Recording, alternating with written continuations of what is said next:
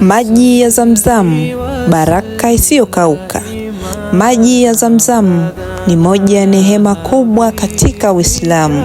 Yanatoka katika kisima kinachoitwa Zamzam Well kilichopo ndani ya Masjidi Al-Haram katika mji mtakatifu wa Maka. Kwa Waislamu duniani kote, maji haya yana thamani kubwa ya kiroho na kihistoria. Chanzo cha maji haya kinahusishwa na simulizi la Hajari na mwanaye Ismail akiwa jangwani bila maji. Hajari alikimbia kati ya vilima vya Safa na Marwa akitafuta msaada. Kwa rehema za Mwenyezi Mungu, maji yakachipuka ardhini karibu na mtoto Ismaili, na hapo ndipo kisima cha Zamzam kilipoanza.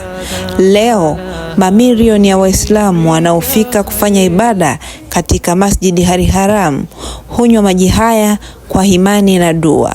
Mtume Muhammad sallallahu alaihi wasallam alifundisha kuwa maji ya Zamzam unywewa kwa nia njema iliyokusudiwa na mtu.